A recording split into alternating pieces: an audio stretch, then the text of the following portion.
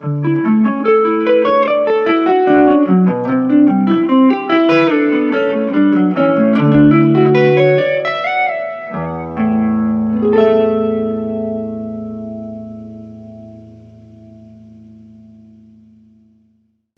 everybody, this is Zach Rollins, and today in this video I'm going to be breaking down my Instagram lick number 2, and I'll be talking about some of the techniques that I use and do some harmonic analysis on the chord movement in the lick.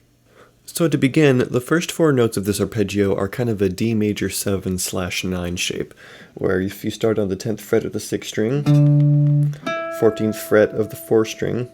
then 12, 11 on the 5 and the 4. If this were to be played as a chord,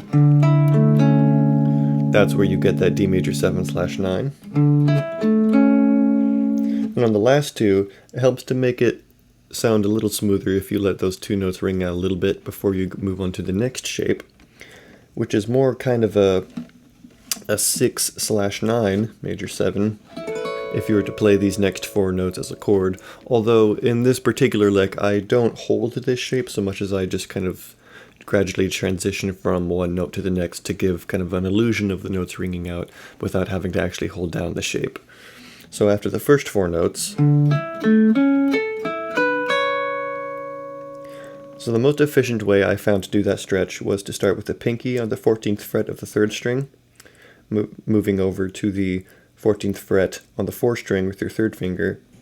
then jumping over to your 2nd finger on the 12th fret, and then making that stretch with your 1st finger to the 9th fret before transitioning to the next chord. So this next one is going to be a B minor shape, and we're going to start on the descending portion with this shape right here. So this part is going to be a sweep, but it's going to be somewhat of a gambol style sweep, where you're going to have to reset your right hand from the down motion back into a different motion. So in this particular instance, what you'd want to do is to end with a downstroke on that note there, the 7th fret of the 2 string, and then be prepared to start that bar with your 1st finger,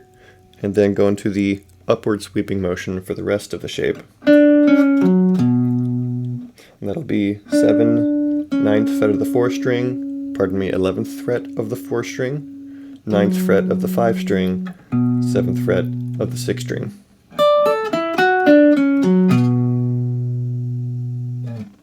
So the next chord is a modulation to a C major 7, and this is the portion of the lick where I start using hybrid picking. And I use the hybrid picking to take on 2 strings at a time, picking 1 string and then plucking the next with my middle finger. And I take on these 2 shapes at a time. That's the first one, 8 and 12 on the 6th and the 4th string, 10th fret and 9th fret for the 5 and the 3 string,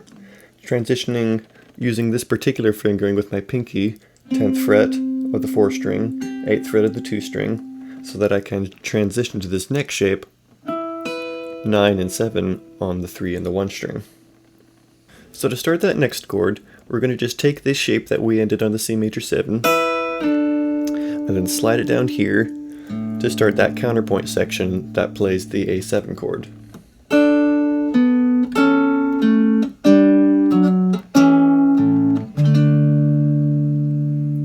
So what you're going to want to do there, after you slide down to this shape, is pinky on the 9th fret of the 4th string, picking this 6 and 5 on the 3 and the 1, and then putting your 3rd finger on the 7th fret of the 4th string, picking into this power chord shape here on the 5 and the 7 of the 4 and the 3, and then picking with the pinky on the 9th fret of the 5 string, into this shape with your 2nd finger on the 7th fret of the 5 string and your 1st finger on the 6th fret of the 3 string. And after you pluck that, you're going to pull off with your 2nd finger and then start into that D shape. So to play the chord tapping section, you're going to want to put your 3rd finger on the 10th fret of the 6th string, and then put your 1st finger to bar the 4, 3, 2, and 1 strings on the 7th fret. And as you hold that shape, you're going to be plucking those somewhat in a unison. You can roll it a bit, or you can play in unison. hammering on to the 9th fret of the 3 string, picking the 2 and the 1 with your 2nd and 3rd fingers, and then hammering on to the 9th fret of the 1 string, and then tapping with your 2nd finger on the 15th fret of the 2 string. And what essentially that is doing is, if you were to play 7, 9, 10, you could also just instead tap so that you could let that note right there ring out to make that kind of chordal dissonance. This particular one, you continue the lick with your 3rd finger on the 12th fret of the 1 string and do a slide up to the 14th fret and back down to 12.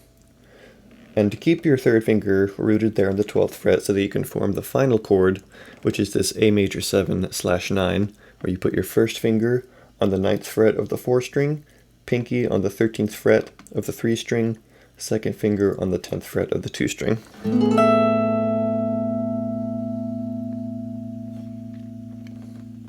Thank you so much for taking the time to watch this video, and if you'd like to keep up with any more tutorials or jams, then make sure to hit the subscribe button and turn on the notification bell. If you'd also like to set up for a free first lesson, then you can contact me at zrollinsguitarlessons@gmail.com. Thank you so much again, and happy playing.